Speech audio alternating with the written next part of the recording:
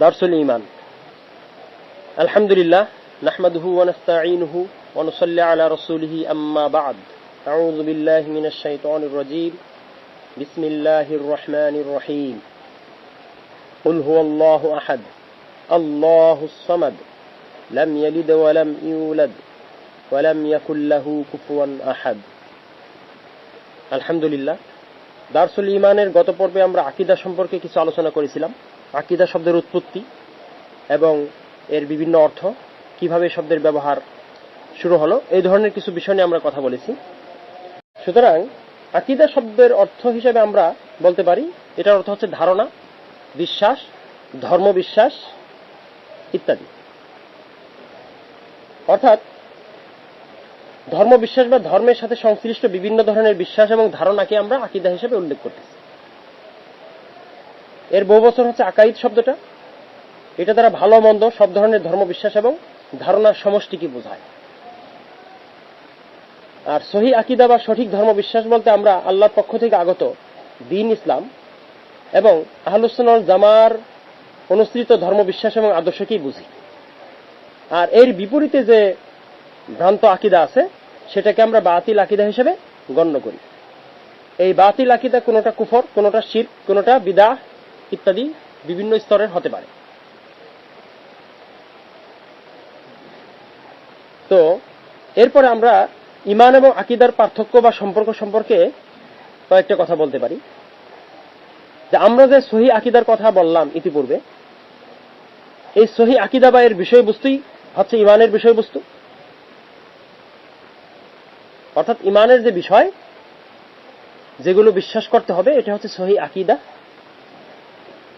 তাহলে দেখা যাচ্ছে যে ঈমানের বিষয়বস্তু মূলত সহিহ আকীদার বিষয়বস্তু। এই দৃষ্টিকোণ থেকে ঈমান এবং আকীদার মধ্যে সম্পর্ক আছে, সামঞ্জস্য আছে বা মিল আছে। তবে আকীদা দ্বারা শুধু বিশ্বাস এবং ধারণা বা বিশ্বাসের সাথে সম্পৃক্ত অংশটুকু বোঝায়। ব্যাপক অর্থে ঈমানটা আবার তা বোঝায় না। ব্যাপক অর্থে ঈমান দ্বারা বিশ্বাসও বোঝায়, স্বীকৃতিও বোঝায় এবং দ্বীনের আমলও বোঝায়। এই দৃষ্টিকোণ থেকে আকীদা এবং ঈমান শব্দের মধ্যে কিছুটা পার্থক্য আছে বা কম বেশি আছে। তো আকীদার আলোচ্য বিষয়, এর প্রথম ভাগ হচ্ছে ঈমানের বিষয়বস্তু, আর দ্বিতীয় ভাগ হচ্ছে ঈমানের বিপরীত বিষয়সমূহ। তো ঈমানের বিষয়বস্তু নিয়ে আমরা কিছু আলোচনা আগে করেছি। তো আজকে আমরা ইনশাআল্লাহ আলোচনা করব যে ঈমানের সর্বপ্রধান বিষয় কি। আল্লাহর প্রতি ঈমান। আল্লাহর প্রতি ঈমান। আল্লাহ সম্পর্কে আল্লাহ তাআলা নিজেই কোরআনে অসংখ্য জায়গায় বলেছেন। কোরআনের একটা বৃহৎ অংশ জুড়ে আল্লাহ তাআলা তার নিজের সম্পর্কে ধারণা দিয়েছেন। সেখান থেকে আমরা স্পষ্ট বুঝি যে কোনো সৃষ্টির সাথে তার কোনো সামঞ্জস্য নাই, মিল নাই। তিনি সম্পূর্ণ ভিন্ন একটা সত্তা। আল্লাহ তাআলা তার যে জাত বলা হয়, যেটাকে যে তার নিজস্ব যে সত্তা, সেটা সম্পূর্ণ তার সৃষ্টি থেকে আলাদা এবং সৃষ্টির সাথে এর কোনো সামঞ্জস্য নাই, কোনো তুলনা নাই। এটাই আল কোরআনের অসংখ্য জায়গায় আসছে। যেমন আমরা সূরা আল ইখলাস পাঠ করি, সেখানে এই বিষয়টা আসছে। যেমন তিনি পরিষ্কার বলেন, কুল বলুন, হুয়াল্লাহ, তিনি আল্লাহ, আহাদ, এক, অদ্বিতীয়। পৃথিবীতে এমন কেউ নাই যে একক, সবকিছুর কোনো জোড়া বা কোনো কিছু আছে, কিন্তু আল্লাহ তাআলাই কি একক। অন্যতর আল্লাহ বলছেন অলাম তাকুল্লাহু সাহিবা, তার কোনো সঙ্গিনী নাই, তার কোনো স্ত্রী নাই। পৃথিবীতে অনেক কিছু আছে যেটা একক না, সবকিছুর কি আছে, তার মতোই অনুরূপ বা তার কাছাকাছি কিছু আছে, সঙ্গী আছে কিংবা স্ত্রী আছে ইত্যাদি। তো আল্লাহ রাব্বুল আলামিন বলতেছেন আল্লাহুস সামাদ, তিনি এমন একক যে তিনি কারো মুখাপেক্ষী নন, কারো প্রতি তার কোনো আশা নাই, আশা করার দরকার নাই, কিন্তু সকলেই তার মুখাপেক্ষী। লাম ইয়ালিদ, এরপরে বলছেন তিনি কাউকে জন্ম দেন নাই। জন্ম দেওয়া তার কাজ না, সৃষ্টি করা তার কাজ, তিনি সৃষ্টি করেছেন। জন্ম দেওয়া এটা সৃষ্টির কাজ। ওয়ালাম ইউলাদ, এবং তাকেও কেউ জন্ম দেয় নাই। তিনি একক, মানে এইরকম বৈশিষ্ট্য শুধুমাত্র তারই আছে, যে জন্ম দেন নাই আবার তাকেও কেউ জন্ম দেয় নাই, এরকম বৈশিষ্ট্য শুধু তারই আছে, অমুখাপেক্ষী। আচ্ছা, এরপরে শেষে কি বলছেন, ওয়ালাম ইয়াকুল্লাহু কুফুয়ান আহাদ, তার সমকক্ষ সমতুল্য কেউ নাই, মানে তার সাথে তুলনা দেওয়ার মতো কেউ নাই। আল্লাহ রাব্বুল আলামিন অন্যত্র বলছেন লাইসা কামিসলিহি শাইউন, তার অনুরূপ কোনো কিছুই নাই, কেউ নাই। আল্লাহ বলছেন ফালা তাদরিবু লিল্লাহিল আমসাল, সুতরাং তার কোনো সমকক্ষ স্থির করো না, তার কোনো তুলনা বা উপমা দিও না, আল্লাহর জন্য কোনো তুলনা বা উপমা দিবে না, পরিষ্কার। হাল তা'লামু লাহু সামিয়া, আল্লাহ বলছেন যে তুমি কি তার মতো কারো কথা শুনেছো, কারো তার মতো তার সমগুণ সম্পন্ন কারো ব্যাপারে তোমার জানা আছে? নাই। তাহলে আল্লাহ রাব্বুল আলামিন তার নিজের সম্পর্কে এইভাবেই উল্লেখ করেছেন। আরো অনেক আয়াতে, আয়াতের আগে পরে শেষে বা পুরো আয়াতের মধ্যে এই ধরনের অসংখ্য বর্ণনা আল কোরআন এবং সুন্নাতে, আল কোরআনে পাওয়া যায়, এবং রাসূলুল্লাহ সাল্লাল্লাহু আলাইহি ওয়াসাল্লাম আল্লাহ সম্পর্কে অনেক বর্ণনা আমাদেরকে দিয়েছেন। যদি আমাদের সবগুলো মনে না থাকে, যদি আমরা সবগুলো বলতে নাও পারি, অন্তত আমরা এইভাবে বলবো যে আল্লাহ তাআলা তার নিজের সম্পর্কে যা যেভাবে বলেছেন কিতাবুল্লাহ এবং সুন্নতের রাসূলের মাধ্যমে আমরা সুনিশ্চিতভাবে যা জানতে পারি, আমরা সেগুলোকে তার উপরে আরোপ করব এবং তাতে আমরা বিশ্বাস স্থাপন করব। আচ্ছা, তাহলে আল্লাহ তাআলা তার নিজের সম্পর্কে যে যে ধরনের কিছু কথা বলেছেন সেগুলো আমরা উল্লেখ করলাম সংক্ষেপে। এরপরে আসেন যে আল্লাহ তাআলা কিছু সুন্দর সুন্দর নাম আছে, এই নাম সম্পর্কে কি দৃষ্টিভঙ্গি রাখবো, কি আকীদা রাখবো,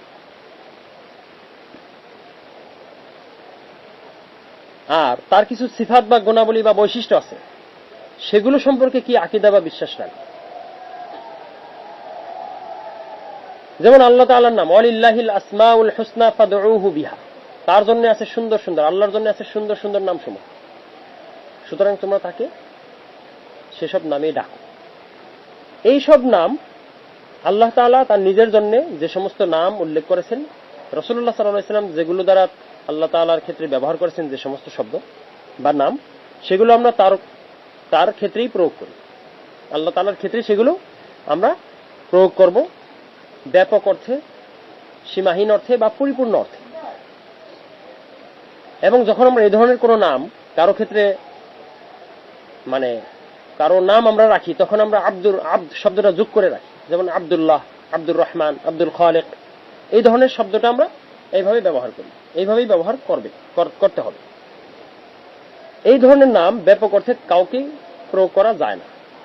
তবে কিছু কিছু নাম আছে যে নামগুলো সীমিত অর্থে কোনো বান্দার ক্ষেত্রেও প্রয়োগ করা যায়, যেমন আল্লাহ তাআলা নিজেই বলছেন, সূরা ইউসুফে আসছে ক্বালাল মালিকু তুনি বিহি, রাজা বলল ইউসুফ আলাইহিস সালামকে আমার কাছে নিয়ে আসো। এখানে আল্লাহ তাআলা বলছেন ক্বালাল মালিকু তুনি বিহি, এইখানে মালিক, আল মালিক শব্দটা তিনি ব্যবহার করছেন মিশরের রাজাকে বোঝানোর জন্য। আর মানুষ ছোটখাটো বিভিন্ন বিষয়ের মালিক হইতেই পারে, কেউ বাড়ির মালিক, কেউ জমির মালিক, এটা হতেই পারে।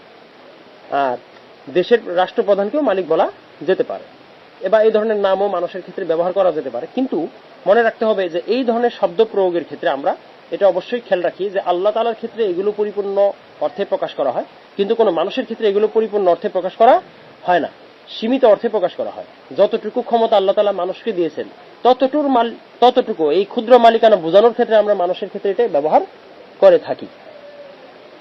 তাহলে আল্লাহ তাআলার যে সমস্ত নাম আছে সেগুলো তার জন্যই প্রযোজ্য, সেগুলোকে বিকৃত না করে যেভাবে আছে সেভাবেই আল্লাহর ক্ষেত্রেই প্রয়োগ করতে হবে, এবং এসব নাম দ্বারা আমরা আল্লাহ রাব্বুল আলামিনের কাছে দোয়া করে থাকি ইনশাআল্লাহ। এরপরে আল্লাহ রাব্বুল আলামিনের কিছু সিফাত আছে, বৈশিষ্ট্য আছে বা গুণাবলী আছে। ব্যাপক অর্থে সিফাত বিভিন্ন ধরনের, যেমন আল্লাহ তাআলার কাজ তিনি করেন, ফাআলুল লিমা ইউরিদ, তিনি যা ইচ্ছা তাই করেন, এটা তার বিশেষ গুণ, বিশেষ সিফাত, বৈশিষ্ট্য। আল্লাহ তাআলার কথা কালাম, এটা তার সিফাত, তার গুণ, তার কথা, এটা তার সৃষ্টি না। যেমন আল কোরআন, এটা আল্লাহর সৃষ্টি না, এটা হচ্ছে কি আল্লাহ তাআলার কালাম, আল্লাহর কথা, আল্লাহর বাণী। আল্লাহ রাব্বুল আলামিনের কালাম বা কালিমাতুল্লাহ, এটা হচ্ছে তার অন্যতম একটা বিশেষ বৈশিষ্ট্য। এটা তার কোনো সৃষ্টি না। তো সুতরাং এরকম অনেক গুণাবলী, রহমান, তিনি জ্ঞানী, তিনি দয়ালু, মহা দয়াবান, পরম করুণাময়, এই যে ধরনের শব্দ দ্বারা আমরা প্রকাশ করে থাকি। তো আল্লাহ তাআলার অসংখ্য সিফাত আছে, যেই সিফাতগুলো, যেই বৈশিষ্ট্যগুলো শুধু তার ক্ষেত্রেই প্রযোজ্য, অন্য কারো ক্ষেত্রে প্রযোজ্য না। সিফাত শব্দটা আল্লাহ তাআলার ক্ষেত্রে হাদিসে ব্যবহার আসছে। যেমন রাসূল সাল্লাল্লাহু আলাইহি ওয়াসাল্লাম এর জামানায় এক সাহাবী প্রত্যেক রাকাতে সূরা ইখলাস পাঠ করত। তখন রাসূল সাল্লাল্লাহু আলাইহি ওয়াসাল্লাম জিজ্ঞেস করেছিলেন, মানে সাহাবায়ে কেরাম অনেকে এটাও পছন্দ করছে। তখন সাহাবীরা রাসূল সাল্লাল্লাহু আলাইহি ওয়াসাল্লামকে যখন এটা জিজ্ঞেস করছেন, তখন তিনি বলেন যে সে কেন এটা পড়ে। তখন তাকে জিজ্ঞেস করা হলে তিনি বলেছিলেন যে আমি এটাকে ভালোবাসি, কারণ এতে কি আছে, রহমানের সিফাত আছে। এখানে কি আছে, রহমানের সিফাত আছে। মানে এই সূরার মধ্যে লিআন্নাহা সিফাতুর রহমান, এখানে রহমানের সিফাত আছে, এজন্য আমি এটাকে ভালোবাসি। তো রাসূলুল্লাহ সাল্লাল্লাহু আলাইহি ওয়াসাল্লামও বলছেন যে হ্যাঁ, তাকে বলো যে তাকে আল্লাহ তাআলা ভালোবাসে, যে এটাকে ভালোবাসে তাকে আল্লাহ ভালোবাসে, বা এরকম কোন অর্থ। এটা সহিহ বুখারীতে আসছে বা অন্যান্য কিতাবে এই ধরনের হাদিস আছে। তাহলে সিফাত শব্দটা বান্দার সিফাতের মতো না। আল্লাহর সত্তা যেমন অন্য কোন সৃষ্টির মতো না, আল্লাহর নামও যেমন অন্য কারো মতো না, ঠিক একইভাবে আল্লাহ তাআলার সিফাত এটা অন্য কারো বৈশিষ্ট্যের মতো না। স্রষ্টার বৈশিষ্ট্য আর সৃষ্টির বৈশিষ্ট্য সম্পূর্ণ আলাদা।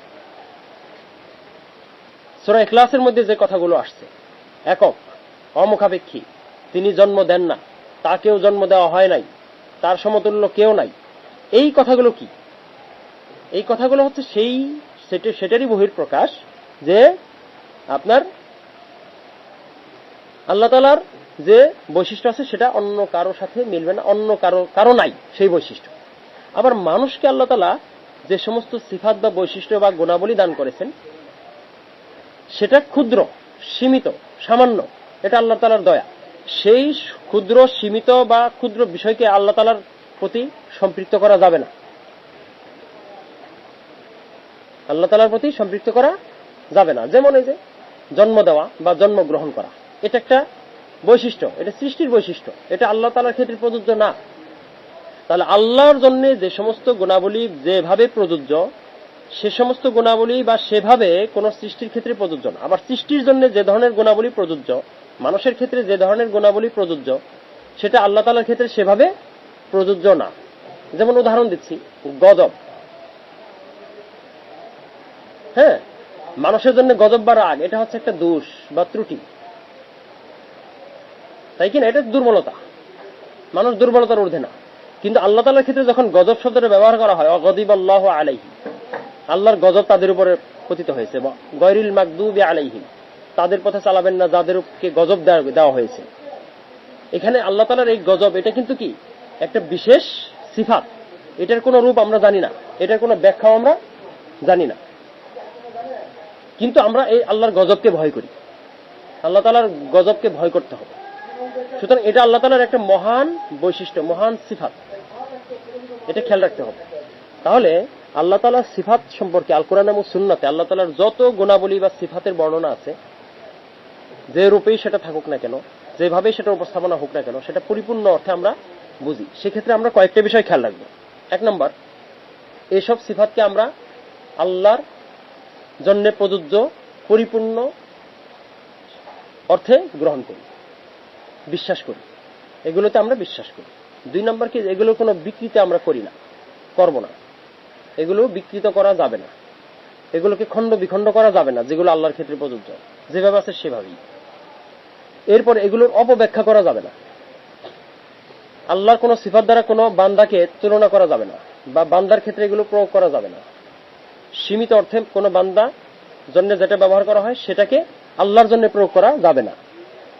এরপরে আল্লাহ তাআলার সিফাতের সাধারণ অর্থ আমরা গ্রহণ করি। যেমন ইয়াদুল্লাহি ফাওকা আইদিহিম, আল্লাহর হাত তাদের হাতের উপরে, আমরা এটাকে এইভাবেই গ্রহণ করি।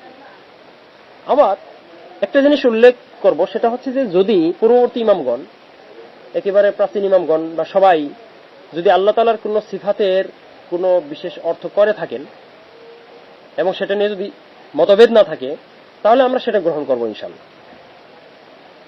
যেমন তাফসিরের মধ্যে তাফসির ইবনে কাসির, তাফসির কুরতুবী, এই ধরনের কিতাবে বা ইমাম বুখারী নিজেও আলোচনা করছেন। যেমন বলছে কুল্লু শাইইন হালিকুন ইল্লা ওয়াজহা, এখানে ইমাম বুখারী উল্লেখ করছেন ইল্লা মুলকাহ, তার রাজত্ব। ইল্লা ওয়াজহা, তিনি বলছেন ইল্লা মুলকাহ। তিনি আরেকটা অর্থ বলছেন, তিনি বলছেন যে আল্লাহর জন্য নিবেদিত, একনিষ্ঠভাবে নিবেদিত আমল যেটা আল্লাহর সন্তুষ্টির জন্য করা হয়, এইটা বোঝানোর জন্যও আল্লাহ রাব্বুল আলামিন কি করেছেন, ইল্লা, যেটা কোরআন ইমাম বুখারী এটা উল্লেখ করেছেন যে ইল্লা ওয়াজহা এর অর্থ কি। তাহলে এখানে আল্লাহর সন্তুষ্টি বা আল্লাহর সন্তুষ্টির জন্য নিবেদিত আমল, এটা এই ইল্লা ওয়াজহাহু, মানে সব কিছু ধ্বংস হয়ে যাবে। তাহলে আমরা যেটা বলছিলাম যে আল্লাহ রাব্বুল আলামিন বলছেন যে সবকিছুই ধ্বংসশীল, ধ্বংস হয়ে যাবে, তবে তার ওয়াজ ব্যতীত। এখানে ওয়াজ মানে আল্লাহ, আল্লাহর সত্তা, তার রাজত্ব কিংবা আল্লাহর সন্তুষ্টির জন্য নিবেদিত আমল, এগুলো অর্থ হতে পারে। ইমাম বুখারী যেরূপ উল্লেখ করেছেন বা তাফসিরে যেভাবে আসছে। তো এই ধরনের কিছু কিছু আয়াতে কিছু কিছু সিফাত, যে শব্দগুলো আল্লাহ তাআলার সিফাত হিসেবে উল্লেখ করা হয়েছে, সেগুলোর একাধিক অর্থ হতে পারে। তো এই একাধিক অর্থগুলো যদি পূর্ববর্তী ইমামদের থেকে বর্ণনা থাকে, তাহলে আমরা সেগুলো গ্রহণ করবো ইনশাআল্লাহ, সমস্যা নাই। তবে এই জন্য আল্লাহ তাআলার, এর অর্থ এই না যে আল্লাহ তাআলার সব সিফাতের ব্যাখ্যা করতে হবে, সব সিফাতের ব্যাখ্যা করার কোনো প্রয়োজনও আমাদের নাই। তবে সাধারণ অর্থ আমরা প্রকাশ করব, সাধারণ অর্থে আমরা প্রকাশ করব। কিন্তু আমরা যেমন ইয়াদুল্লাহ, আল্লাহর হাত, আমরা কল্পনা করব না যে হাত এরূপ সেরূপ এরূপ, এ ধরনের কোনো কল্পনা আমরা করব না, এ ধরনের কোনো কিছুকে আমরা, এ ধরনের কোনো চিন্তা আমরা করব না। এগুলো শয়তানের ওয়াসওয়াসা, আমরা এগুলোর জন্য আশ্রয় চাবো। আউযু বিল্লাহি মিনাশ শাইতানির রাজিম, এটা পাঠ করব যদি কখনো আমাদের কল্পনা এরূপ আসে, সাবধান। তাহলে এই ধরনের ক্ষেত্র ব্যতীত কখনো কখনো কি হইতে পারে, কোন কোন সিফাতের ব্যাখ্যা, সংক্ষিপ্ত ব্যাখ্যা হতে পারে।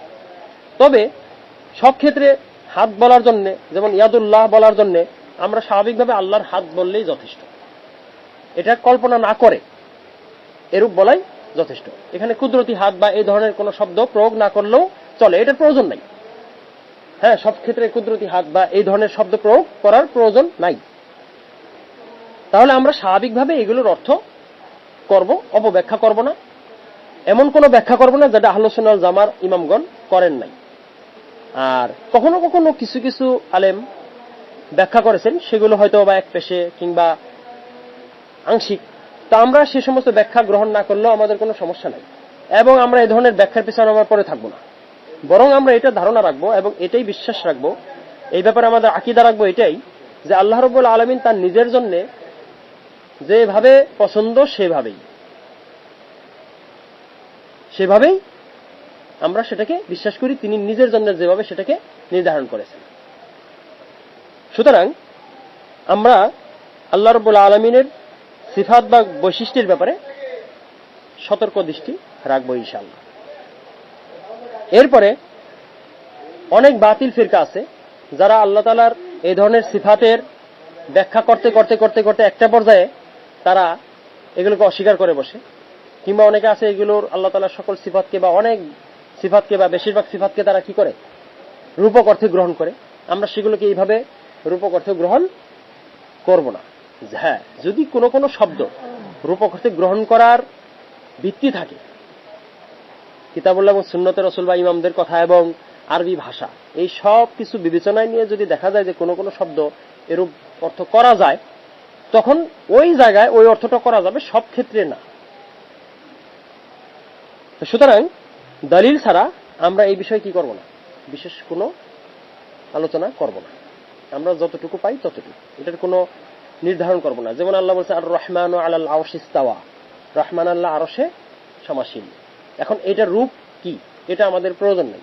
এটা প্রয়োজন থাকলে আল্লাহ তাআলাই বলতেন, রাসূলও বলতেন, কিন্তু এটাতে বিশ্বাস করাটা আমাদের জন্য জরুরি। কেউ যদি এটাতে বিশ্বাস না করে তবে তার ঈমান থাকবে না।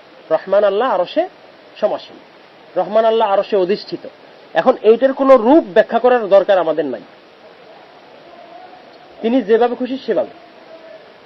আল্লাহ তাআলা প্রত্যেক রাতের শেষ রাতে প্রথম আসমান অবতরণ করেন মর্মে যে হাদিস আসছে, আমরা এই হাদিসগুলোকে বিশ্বাস করি। এটা আল্লাহর পক্ষ থেকে তার রাসূল সাল্লাল্লাহু আলাইহি ওয়াসাল্লাম আমাদেরকে জানিয়েছেন সাল্লাল্লাহু আলাইহি ওয়াসাল্লাম, আমরা সেটাকে অবশ্যই বিশ্বাস করি। এখন এমন মনে করার দরকার নাই যে আমরা মানুষ এক জায়গা থেকে গেলে আগের জায়গায় থাকি না, তাহলে কি, এই ধরনের কোনো চিন্তা করারও দরকার নাই। কারণ কি, আল্লাহ তাআলার থাকা, আল্লাহ তাআলার গমন করা, এটা মানুষের থাকা বা মানুষের গমন করার মতো না। স্থানান্তর ছাড়াই আল্লাহ রাব্বুল আলামিন কি করতে পারেন, এটা পারেন। সুতরাং ওইগুলো আমাদের কি না, ওই ধরনের কোনো চিন্তা করার আমাদের প্রয়োজন নাই। যেভাবে আছে আমরা সেভাবেই এগুলোকে ব্যবহার করব, সেভাবেই বিশ্বাস করব, সেভাবেই উল্লেখ করব, এবং এগুলো অস্বীকার করব না। অস্বীকার করলে ঈমানই থাকবে না। আল্লাহ তাআলার সিফাতকে অস্বীকার করলে তো ঈমানই থাকবে না, যেরূপ জাহমিয়ারা অনেক সিফাতকে অস্বীকার করে। এখন এই যে আল্লাহ রাব্বুল আলামিনের সিফাত বা বৈশিষ্ট্য, এইগুলোর ব্যাপারে আমি দুইটা আয়াত পাঠ করি। প্রথমত আল্লাহ রাব্বুল আলামিন বলছেন, শয়তানের ব্যাপারে সতর্ক করছেন আমাদেরকে, এবং বলছেন ওয়ালা তাত্তাবিউ খুতুওয়াতিশ শাইতান ইন্নাহু লাকুম আদুউম মুবিন। শয়তানের পদাঙ্ক অনুসরণ করবে না, কারণ সে তোমাদের প্রকাশ্য শত্রু। এরপর আল্লাহ বলছেন ইন্নামা ইয়া'মুরুকুম বিস-সুই ওয়াল ফাহশা, সে তোমাদেরকে মন্দ এবং অশ্লীল কাজের আদেশ করে। ওয়া আন তাকুলু আলাল্লাহি মা লা তা'লামুন, এবং তোমাদেরকে আদেশ করে এমন কথা বলতে যে বিষয়ে তোমাদের ইলম নাই, জ্ঞান নাই। সুতরাং শয়তানের অসওয়াসা হচ্ছে যে শয়তান কি করতে পারে, মানুষকে এই ধরনের কোনো কথা বলতে উদ্বুদ্ধ করতে পারে, চিন্তা করতে উদ্বুদ্ধ করতে পারে আল্লাহ সম্পর্কে, যেগুলো সম্পর্কে বিশেষভাবে চিন্তা করার প্রয়োজন আমাদের নাই, অনুমতিও নাই। যেমন আপনি সালাত আদায় করবেন, এজন্য খুঁটিনাটি মাসালা আপনাকে জানতে হবে। কিন্তু আল্লাহ তাআলা সম্পর্কে কোরআন এবং সুন্নাতে যা আছে, যেভাবে আছে, যতটুকু আছে, এর বাইরে আপনি চিন্তা করতে পারবেন না, প্রশ্নও করতে পারবেন না, আলোচনাও করতে পারবেন না। কারণ আল্লাহ বলেছেন ওয়া আন তাকুলু আলাল্লাহি মা লা তা'লামুন। শয়তান চায় বা শয়তান আদেশ করে এমন আল্লাহ সম্পর্কে তোমাদের দ্বারা এমন কথা বলানো, এটা শয়তান বলাইতে চায় যে বিষয়ে তোমাদের ইলম নাই, জ্ঞান নাই, মানে আল্লাহ তাআলা নাজিল করেন না। এটা সূরা আরাফেও আসছে যে কি আল্লাহ রাব্বুল আলামিন বিশেষভাবে হারাম করেছেন, কুল ইন্নামা হাররামা রাব্বিয়াল ফাওয়াহিশ মা যাহারা মিনহা ওয়া মা বাতান ওয়াল ইসমা ওয়াল বাগয়া বিগাইরিল হক, যে বলো আমার রব হারাম করেছেন অশ্লীলতা, তা মন প্রকাশ্য হোক বা গোপনে হোক, পাপ এবং সীমালঙ্ঘন বা অসঙ্গত বিরোধিতা, এবং আল্লাহর সাথে এমন কোনো কিছু শরীক করা যে বিষয়ে তোমাদের কাছে কোনো অনুমতি নাই, কোনো দলিল নাই আল্লাহর পক্ষ থেকে, এবং আল্লাহ সম্পর্কে এমন কথা বলা যে বিষয়ে তোমাদের ইলম নাই, জ্ঞান নাই। এগুলো আল্লাহ তাআলা বিশেষভাবে কি করেছেন, হারাম করেছেন। ওয়া আন তাকুলু আলাল্লাহি মা লা তা'লামুন। সুতরাং আমাদেরকে অবশ্যই এই বিষয়ে সতর্ক থাকতে হবে যে আল্লাহ সুবহানাহু ওয়া তাআলা তার নিজের সম্পর্কে যা বলেছেন, যতটুকু বলেছেন, যেভাবে বলেছেন, আমরা সেগুলোকে সেভাবেই বিশ্বাস করি, সেগুলোর স্বাভাবিক অর্থে সেগুলোকে আমরা প্রকাশও করি, সেগুলোর অপব্যাখ্যাও করি না, সেগুলোকে অস্বীকারও করি না, সেগুলোর কোনো রূপ কল্পনাও করি না, সেগুলোর কোনো ধরন নির্ণয় করি না। যদি এগুলো কখনো মানবিক মনে আসে কল্পনা, সেগুলো শয়তানের পক্ষ থেকে ওয়াসওয়াসা মনে করে, আমরা আল্লাহ রাব্বুল আলামিনের কাছে আশ্রয় চাই। আউযু বিল্লাহি মিনাশ শাইতানির রাজীম। আল্লাহ রাব্বুল আলামিন তার নির্দেশ মোতাবেক আমাদেরকে এটা নিশ্চিতভাবে মাথায় রাখতে হবে যে তার সম্পর্কে, আল্লাহ নিজের সম্পর্কে যা কিছু বলেছেন এবং তার রাসূল যা বলেছেন, আমরা সবগুলোর প্রতি বিশ্বাস স্থাপন করি। প্রত্যেকটা বিষয় যদি আমাদের মনে নাও থাকে, এবং আমরা যদি প্রত্যেকটা বিষয়ে আমরা কাউকে নাও বলতে পারি পৃথক পৃথক ভাবে, যেগুলো কোরআন এবং সুন্নাতে আসছে, সবগুলো মুখস্থ নাও থাকতে পারে, এমত অবস্থায় আমরা কিভাবে বলবো? আমরা এইভাবে বলবো যে আল্লাহ তাআলা তার নিজের সম্পর্কে কোরআন এবং সুন্নাতে যা কিছু বলেছেন, বা রাসূলুল্লাহ সাল্লাল্লাহু আলাইহি ওয়াসাল্লাম আল্লাহর পক্ষ থেকে সুন্নাতে যা কিছু বলেছেন, আমাদেরকে যা কিছু জানিয়েছেন, আমরা সেগুলোর প্রতি নিঃশর্ত ঈমান রাখি, সেগুলোর প্রতি আমরা নিঃশর্ত ঈমান রাখি, সেগুলোকে আমরা অস্বীকার করি না, সেগুলোর কোনো কল্পনাও, মানে অন্য কোনো কিছুর সাথে সেগুলোকে সামঞ্জস্যপূর্ণ কল্পনাও করি না।